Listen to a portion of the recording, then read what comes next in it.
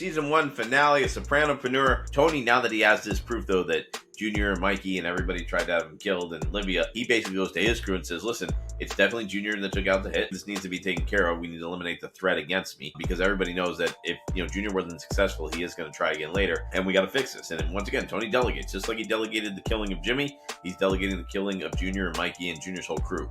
So basically, a hit now goes out on all these guys, and it turns out that Dr. Melfi was right. Tony, too, knows that he has to confess something, though, to his guys. Like I said, he's got all these secrets to all these other people. You see the tension that it's creating. But he knows with his crew, he has to be honest. And it's really important when you have employees or you have your leadership team and the people in your business, the more honest and the more transparent you are, the better it is for your business. Then Tony needs to sit down and have a conversation with all his guys, and he's going to let them know that he's in therapy. Why? Because he knows that's one of the reasons Junior tried to have him whacked. He's using it against me, and he knows he can't hide it. And more importantly, he needs to see where his guys stand. He needs to see, are my guys going to turn against me? Where am I at? Who can I trust? Who could be there for me? I think between Junior, Livia, and Artie, it's finally kind of made him snap and say, hey, I got to find out who's with me, and I got to find out who's against me. And that's really important for Tony here, and really important for Brendan. All right, welcome to the season 1 finale of Sopranopreneur. I'm excited, man. Episode 13, I Dream of Jeannie Cusimano. Of course, enjoying an Omerta cigar. And first off, I got to thank everybody that's listened in season 1. It's just been amazing. Like the response, the guests we've had, it's been great. I'm so excited that we were able to get some of the guys from the show actually on during season 1 of the podcast. That's just a huge goal for me, right? Which is important. I think in any business is setting goals, and I was excited to achieve that goal. So the guys from Omerta being on, really appreciate that. If you did not catch that bonus episode, make sure you take that out. This is actually technically episode 14. But that was a bonus episode. We'll actually be replaying some of that too coming up in season 2. Also, if you're listening to this and you're interested in being a guest and talking about the episodes with me, I'd love to have you on. I'd love to have somebody in for season 2. I think that'd be great. But let's dive into the episode today. Key entrepreneurial concept in this one is, in time of crisis, a leader must weigh loyalty and truth, confronting the harsh realities within their circle while ensuring they maintain their own integrity and trust of those they lead, which is going to be big in this one. Tony, Junior, Mikey, everybody, a lot going on here. But we open up with Jimmy calling a meeting with everybody to discuss things, right? Calling leadership, calling Junior, calling Tony to discuss things. And we know at this point, Jimmy's probably wearing a wire, right? 95% sure he is. He's asking a bunch of questions. They're talking about a bunch of stuff. We don't hear everything they're talking about, but basically what we see is Tony really wants Junior's blessing, even though he doesn't need it to have Jimmy whacked. He wants to, once again, give Junior that feeling of control, like he's in control. So after the meeting, Junior says to Tony, yep, definitely is a rat. You have my blessing. Go ahead and take him out, which Tony was probably going to do anyway with or without Junior's blessing. And he says, make sure, though, you send a message to the rest of the captains. Not that he doesn't trust his crew, but Junior doesn't trust his crew. Like I said, Mikey thought it was Tony talking all along, that Tony was kind of an informant for the FBI, but basically wants to make sure Jimmy's taken out. So Tony, what does he do? Like a great leader, he delegates it out to Christopher. One of my favorite scenes, he takes him to a hotel and basically says, hey, yeah, I've got these girls. We're going to hang out. We're going to party. We're going to have a good time. And Silvio comes out from behind the door in the connecting room and takes him out. And basically, that's it. That's the end of Jimmy. One of the things we see, too, is, so that's kind of one problem solved here in season 1. Jimmy, one of the first guys to go in this episode. So spoiler alert, there's a few more guys getting whacked. If you haven't watched the episode, go ahead and watch it. But he's definitely getting taken out. And then we see Meadows at home. She's with her boyfriend, who's Dominican. He's not Italian, making out on the couch. This is going to be a problem for Meadow. She actually dates an Italian boy. She does date Jackie Aprile Jr., played by Jason, who we had on the show, who is going to come up. And that has its own sort of problems. But Tony obviously would not be happy. And the Dominican boy knows this, which I think is fascinating. And that's kind of foreshadowing some things we're going to see in season 2 about Tony's not open-mindedness, if you will, when it comes to who Meadows dating. Really wants her to date an Italian guy. But what's going on? While she's making out with her boyfriend on the couch, we hear screaming coming from outside. And it's basically Olivia screaming for her sister, Satina. And Meadow goes out there and says, what are you doing, Grandma? What's going on? At the same time, cops show up. She's basically going senile. Now, is she faking it because Tony's going to find out that she tried to have him whacked? Junior's going to find out and she's trying to play dumb so she doesn't get caught up in it. But basically, she's kind of playing dumb. Tony tells Dr. Melfi what's going on with his mom. So Tony then goes, says, hey, we saw her outside. She was looking for her sister. The old lady's losing her mind. And basically, Dr. Melfi figured this out from the get. She says, listen, like, isn't it kind of strange that your mom lost her mind, quote unquote, as soon as you were about to be whacked. And Tony gets really upset about this. He gets really angry, and he gets really mad, breaks her table, tells her that we're done, that my mother tried to have me killed. What's wrong with you? And basically really gets upset with her. And it turns out she's right, and we're going to see that later on in the episode. She gets scared, locks the door. That's it. And sometimes I want to kind of dig into the entrepreneurial side of this. It's hard in business to hear the truth sometimes. Now, this is obviously something very close to Tony. His mom trying to have him killed, but it's really a byproduct of his business. And I've worked with a lot of entrepreneurs that are just not good at receiving feedback. If you're not good at receiving feedback, you will not be successful. You have to be able to get feedback, even when it's difficult, even when it's the most difficult thing you might hear. It's really hard to get that feedback sometimes. And Tony's really struggling with getting really the truth from Dr. Melfi about what's going on. So Carmela and Rosie April are talking about the carjacking with Tony, about what happened. Carmela is worried about Tony's leadership problems and what they're causing.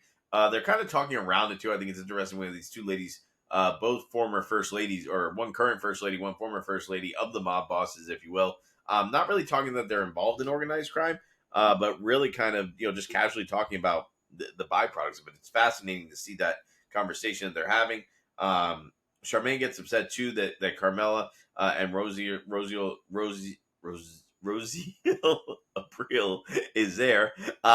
She gets upset because she doesn't want to become another mob hangout. She doesn't want it to be that type of business. Which once again, another key entrepreneurial lesson here. As much as Artie's wife Charmaine is getting upset, she's like, "Look, we have these values in our business. We have these things to believe. Why are we deterring from that and trying to make this another mob hangout?" And Artie's like, "Yeah, but a certain amount of that patronage creates buzz, creates action."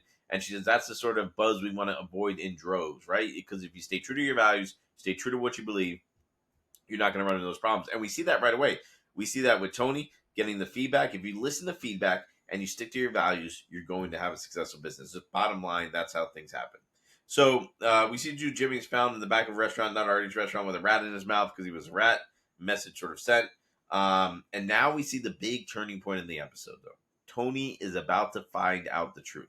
Now, remember, Dr. Melfi kind of figured it out without facts, without sort of substance, right? More just from the psychology that she understands and her knowledge of what she does. She didn't have any tangible evidence, but doesn't mean she wasn't right. So like I said, in business, sometimes we get feedback and people will say, "Well, I don't like that feedback because there's no hard evidence or nothing attached to it." But if Tony would have listened to this, he would have been a little bit more ahead. And Agent Harris takes him down to the basement, and Agent Frank is there as well. And he says, "Listen, I want to play you a tape." And they basically wired Green Grove, and what they did was they recorded Junior and Livia talking about Tony being whacked, and they're playing these tapes. Tony's listening to them in the basement.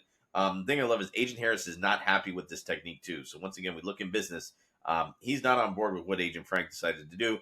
We see too that Agent Frank, much later on in the series as well, will be responsible for the downfall of Tony and a bunch of other stuff as well, in trying to get him arrested. But it turns out Dr. Melfi was correct. So these guys, the FBI, Agent Harris and Agent Frank, they had tangible hard evidence, which was the recordings, which basically had Livia and Junior talking about having Tony whacked. And it turns out Dr. Melfi was right.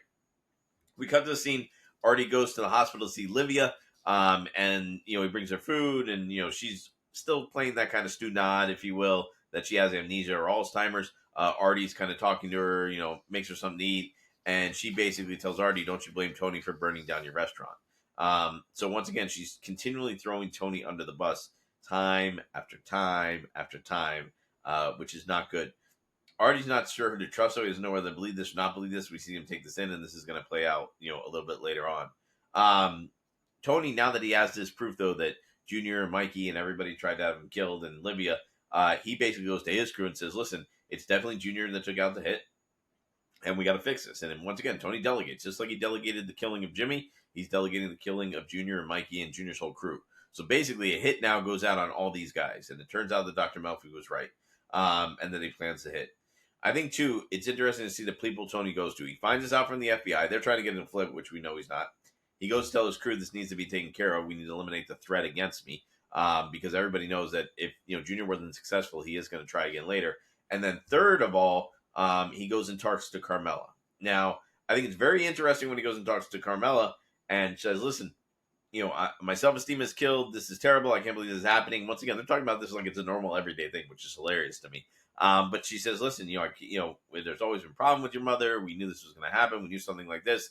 And she's like, I could kill him. And Tony says, listen, you need to play the role of the concerned daughter-in-law, and you need to, keep a straight face with her and Uncle Junior for the sake of the business. So I think it's also important too to see how Tony's really focused on what's important in the business here. He's telling Carmela not to defer from that and really focus on where they're at in the business and what's important. So the business always comes first. Once again, is a part of Tony's values. We talked early on in this episode about the values in business. Tony's really staying with his values and what's important. We see Tony too take out the first guy in Junior's crew. So the first guy goes out, and Tony goes to talk to the basically third person in this situation, or third group, if you will. I think that his guys could be technically the first, all of them in order, but the third person he goes to talk to, or the third conversation he goes to have about this, is with Dr. Melfi. And she's scared. She doesn't want to talk to him because of what happened last time. He walks into her office. She locks the door. She grabs the scissors. She calls 911. She doesn't trust him. Why? Because he ruined the relationship. He ruined the behavior. Just like in therapy and business, whatever it is, one mistake can ruin an entire relationship. And it turns out he's going to her because she was right, and he doesn't know what to do, and he knows he needs help from her. So I think, once again, he found out from the FBI, he went to his crew, he went to Carmela, and now he goes to Dr. Melfi. So you see him going, you see who Tony's kind of support network is. You see who his crew is, who the people are there who are taking care of. And in business and life, it's always important to know your support crew when you're high and also when you're low, and be able to leverage both those. And that's what Tony's doing. He tells her, really that his mom basically did this. He's, feels like his life's in danger, and that more importantly, Dr. Melfi's life is in danger. He tells her, you have to go on the lam. Now, I think this is really interesting because remember Charlene saying that she didn't want the new Vesuvio to become a mob hangout because of what that would create and the threat it would bring to the restaurant. Everyone's kind of headed to Dr. Melfi shouldn't be treating this type of patient because it put her in danger. And here it is. It's putting her in a grave amount of danger, so much that she has to go on the lam. And Tony thanks her for being a good doctor. He praises her, but he says, listen, you got to go and you got to hide. Tony heads over to the Bing. No, Satriali's actually. And on his way over there, Artie comes out and confronts him with a rifle, says he's going to kill him. Tony thinks it's Junior's crew that convinced Artie to kill him. We know it's not. We know it was just Livia getting into his head. Artie gets really upset. They kind of have a back and forth. Tony says, fuck it, do it. Go ahead and kill me. I don't care anymore. Tony's kind of given up. He's sick of all his friends and the people close to him trying to kill him. You can see where he just kind of breaks in that moment. But then he kind of goes back to fighting for his life. So I think it's really funny when he got carjacked, or not funny, but ironic. When he got carjacked, he was fighting for his life. And here with Artie, you don't really see it in the same way, but he is fighting for his life. He is really fighting and convincing Artie not to kill him. And Artie's very upset. He basically goes and hits his own car with the gun and kind of runs away. Cut now to Tony and Carmela. They have Junior and Livia over for Sunday dinner. Despite all that's going on, you can see everyone's uncomfortable except the kids because they really don't know what's going on. But Carmela, Junior, Tony, Livia, everyone's a little upset and uncomfortable. But Tony's a little bit, I think, arrogant in this situation, even because he knows he's about to get his revenge and he's really excited.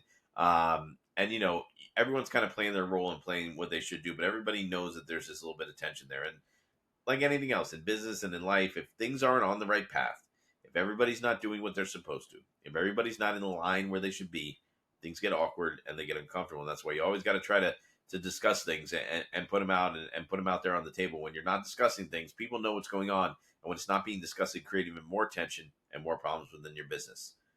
We see too, Artie goes to talk to Father Phil about all the issues with Tony. And Father Phil knows Tony's bad. In some ways, too, Father Phil also has this crush on Carmela, so he almost wants to push. You can tell he's kind of pushing Tony out, and he's trying to get him out of the picture, and he's really convincing Artie to kind of flip. So, like, everyone's against Tony now. All these people are against Tony, but you see he's working his crew, and we're going to see him eventually be successful with that.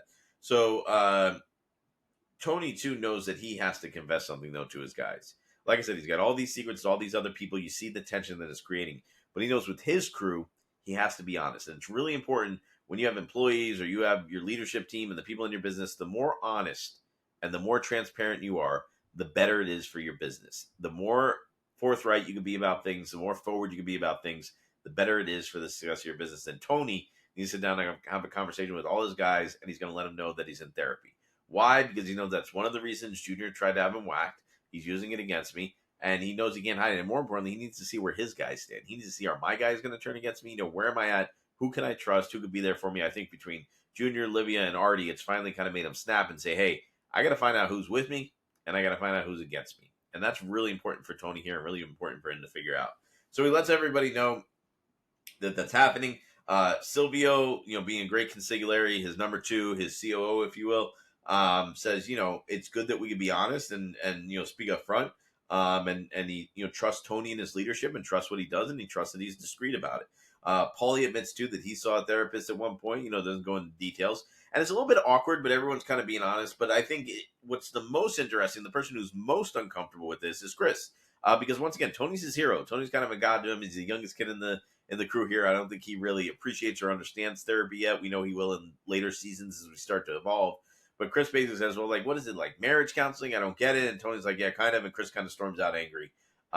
Why? Because we never like to see our heroes fall, right? We never like to see the people we look up to struggling and do things wrong. But it's important to remember, too, and I've learned this a lot in business. I've had a lot of mentors that I've gotten very close to, or people that I've looked up to, even online, or people that I've learned from, and then I've been able to become close friends and even clients of them. Sometimes your mentors and your heroes will disappoint you. And sometimes the people we look up to will disappoint you. That's why it's important, I think, to surround yourself with people that you can be learning from. And it is important to have mentors, but it's important to understand that mentors are not superheroes. They're not Superman. They're not gods. They're just regular people like you and I. And I had a mentor once tell me, and I think this is the best thing, mentors, and when you're learning something or anything that's sort of educational, you got to treat it like a buffet. Take what you need and leave the rest. And you can't expect your mentors or people that are leading you in things to be all things to you. You have to sort of take the good, take what you need to do your job or to increase or to learn from them, and kind of lead the rest of the stuff. You don't have to, inherit everything they do, right? So if you like, how they work and how they communicate, how they discuss, maybe they got a really bad personal life, don't follow them on the personal side. Learn the things that you need to learn from your mentors, and be careful how you balance that. That's a really, really important lesson. And we see that here, with Tony meeting with everybody and kind of everything that's going on. Carmela now goes to see Father Phil, with a plate full of ziti. Great Italians in New York and New Jersey. You never come without food.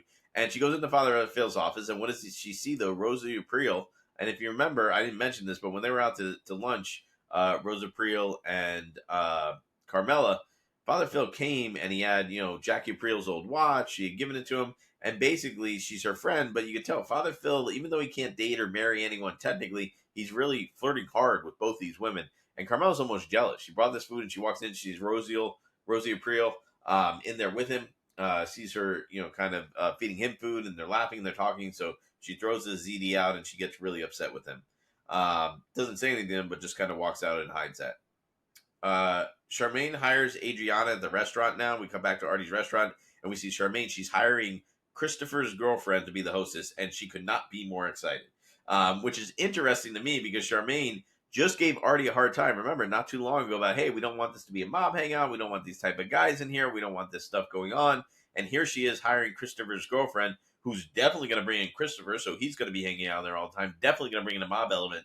So I think sometimes it's interesting, and this is what I was talking about. We do have to stick to our values in business. We do have to stick to the things that we believe in and we believe to be true in business if we are going to be successful. And Artie's really debating telling her about Tony. She's doing this interview. She's super excited. Artie's got kind of Father Phil, Livia, even Charmaine. He's got all these voices in his head telling him what she should do. And she comes over. She goes, I got a good feeling. Everything's starting to come together. We got the new Protos guy. Everything seems to be working out. And, now here, all of a sudden, here comes basically, Christopher's girlfriend working there, and it's kind of against it. And Artie's like, what do I say? What do I say?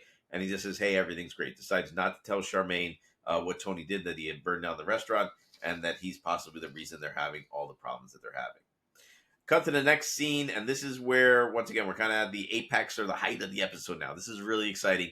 And Tony is happy because today's a big day for him. He comes down, he's going to have a great day at work, right? So he's really excited. You ever have a big day at work, or you have a big presentation, something's going to all start to come together, and he's really happy. Only Tony's big day at work means a lot of people are going to die. Which, once again, the irony of The Sopranos, and this is where you find yourself, ironically, rooting for the bad guy, which I always think is interesting. And Tony's just really excited. So we see Mikey. Mikey's getting ready to go on a run. And we know, too, he's kind of been the villain of this season. We'll see who the villain is next season. I'm excited to talk about that. Really great character. But he's going out on a run. His wife's yelling at him, and he's just not a nice guy. He yells something, very degrading to her. and he starts going on a jog. And as he's going on his jog, and once again, he has this routine that he sticks to, and routines are good. But remember, everyone else knows his routine too. So Chris and Paulie are actually in a car following him. He doesn't know it's Chrissy and Paulie following him, but it is. They're chasing him. He starts running faster. He runs into the woods. They get out of the car, and then they go after him, and they chase him. They're shooting at him. He's running.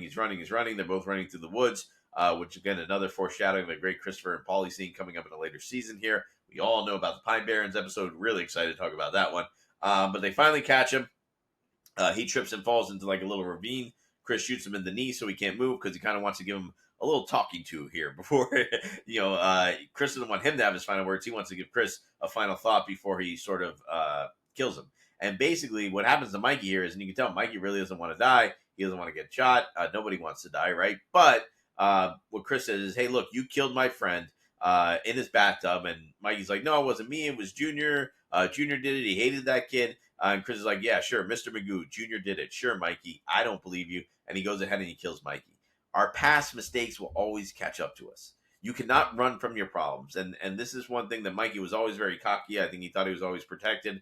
And we see that the killing, this isn't the first guy he killed. We saw him, kill Donnie in the last episode. We know he was orchestrating the hit behind Tony. And obviously he killed Chris's friend, Brendan Fallone. And this was kind of the basically revenge for that. So Chris said, you killed my friend, and now I'm going to kill you. So great scene here. Really, Al Sapienza plays just a great character. Sad to see him go because I think he really was a good character and a show good actor. But obviously, that was the end of Mikey. The FBI, now we cut to a scene. The FBI is also going after Junior. So Tony wasn't the only one going after Junior's crew. And I think the FBI, when they played those tapes for Tony, because Tony didn't flip, they were like, hey, we got to go arrest Junior's crew before Tony kills him, because I think they knew he was coming for him now that they played in those tapes. So we see Junior getting arrested, and it's basically saving him from being killed. So he's lucky he didn't get killed, but they're still upset. And we see Tony and Carmela, they're at their house. They're watching it on TV. Carmela kind of knows that Tony was going to kill everyone that day, and all those guys that got arrested didn't get killed. Never comes out and say it, and the kids come in, and Tony once again lies to his kids, and he's like, yeah, look at him, making Uncle Junior do the perp walk. That's not right, and all that, so they're really upset. Next, we cut it, we see Artie and Father Phil in the restaurant. And he's asking him, hey, did you ever talk to Charmaine about everything going on? And Artie basically tells Father Phil, no, I didn't. I just feel like, what good is that going to do? It's just going to make me feel better. She's so happy. Everything's going well. Is Tony the greatest guy in the world? No, but I really can't make his problems my problems. And Father Phil's like, well, you seem at peace, but you can tell he's disappointed. Father Phil really wants Tony out of the way, which I think is hilarious. And this will continue to sort of play out here in season 2, which I'm really excited about season 2 coming out. So we see Junior's in jail. And the district attorney's talking to him, trying to get him flipped to become a rat, and basically say, hey, look, we know you really weren't in charge. You were just kind of made to look like you were in charge. Tony's the one really in charge. We really want him, but more than that, we want Johnny Sack. And he says, they want to get a bunch of other guys in New York. And Junior doesn't want to admit that Tony was in charge. He says, look, that's Dunod, no way. I was in charge. Tony's not. Junior's stubborn. Like, he can really get out of this if he really wants to, if he really cared about his safety and his life, but he cares more about the power. And we see this through Junior throughout the season. The reason Junior wasn't a good leader was he cared more about the power. Tony cared more about the business. Tony even said to Carmela, when all this stuff was going on with Junior, you can't get mad at Junior. You can't get mad at my mom. You got to be a good face for the business. Tony always cared about the bigger picture, where Junior only cared about the power. And successful leaders in business, in life, in politics, whatever it may be, will only be successful leaders if they care more about the people they serve than themselves. If a leader only cares about themselves, they won't be a great leader. But if they care about the people they serve, they will be successful. And Tony, for all his downfalls, for all the negative things Tony has, he cares about his people. He always puts his people first, and he serves his people, and that's what makes him a great leader. All right. So Carmela comes home too. Carmela comes home, and Father Phil is there, and she's at the house. So obviously he knows that, Artie didn't go that way, and, Carmela's kind of annoyed with him still, but he doesn't know it yet. And she says, well, how'd you get in? And he's like, well, the maid left me in. Carmela sees a DVD on the counter and says, I told Meadow not to use my card. And he says, no, that's me. One True Thing, just out on DVD. I rented it. And she's like, oh, well, do you want, stay for dinner? Or do you want a cup of coffee? And he's like, well, it's practically a cocktail hour. He gets some alcohol out. We're like right back, if you remember, in an earlier episode of the season where basically he tried to seduce her. It didn't work out. You can almost see like he was going for plan 2. And Carmela says, well, Tony's not going to be home. And he says, well, if Tony's not going to be home, Of course I'm going to stay for dinner. And he even kind of plays it, well, do you really want me here? And, she says, hey, look, don't play games. You either want to stay or you don't. And he starts talking about how he really feels with everything going on that Tony should really confess. And she says, listen, Father, you're more full of shit than Tony is. And he's like, whoa, what do you mean? He goes, you come here, you talk about how Tony's a criminal and he needs to repent for his sins and now he's wrong, but you eat his steak, you drink his alcohol, you use his home entertainment system. You're enjoying all the trappings of his success, including Carmela. She doesn't say that, but he really is, including Carmela. He's enjoying all the trappings of Tony's success while putting him down and trying to destroy him. She says, you're more of a hypocrite than Tony is. And then she confronts him on the whole thing with Rosie Priel, how you hit on, spiritually thirsty women, and I think you flirt with them, and you love the whiff of sexuality. She really challenges him on these things. And just like Tony got challenged by Dr. Melfi, Carmela's challenging Father Phil in his faith and his priesthood and saying, hey, I think you need to do a real self-evaluation here. And sometimes, too, it's really hard for Father Phil to digest. He handles it a little bit different than Tony, where he just gets really quiet, grabs his thing and leaves and doesn't say anything. But just like I talked about earlier with Tony, you got to listen to the people around you. And sometimes the truth isn't always, and feedback isn't always going to be positive. You're doing great. That's awesome. That's beautiful. Sometimes the feedback is going to be really hard and really tough to hear. But if it comes from people that care about us, and I think deep down, Carmela really does care about Father Phil, we got to listen to that. Tony goes to confront his mom next. So we come to that scene, and he's in the nursing home. He picks up a pillow, which this will be a point of discussion in season 2, episode 1. So stay tuned for that. And as he grabs the pillow, the nursing home director comes up to him and says, hey, we've been trying to call you. He goes, what do you mean? Your mother had a stroke. All the news about, your Uncle Junior getting arrested, not that it's any of my business, she says. And he laughs. And he basically confronts her and says, I heard the FBI tapes, Mom. I know you tried to have me killed. Your only son. How could you do that? And they say she can't hear. There's 2 paramedics pushing her out to take her to the hospital. He's getting very upset, almost gets in a fight with these guys. And he's like yelling at her for, hey, you tried to have me killed. He's basically confronting his mom. And she's kind of laughing and smiling at him. We know Livia's just not a good person. She's a little bit crazy and really frustrating. So here Tony's really family, his mom, his only parental figure that he has, it's falling apart. His uncle, who's kind of like been pseudo dad to him since his dad passed away, is gone. His whole kind of mentor family, if you will, is falling apart, which I love. Then we come to the next scene. It's his real family, is not his real family, but his core family now is really all he has left. Carmela, AJ, and Meadow. So that's all he has left. Carmela, AJ, and Meadow.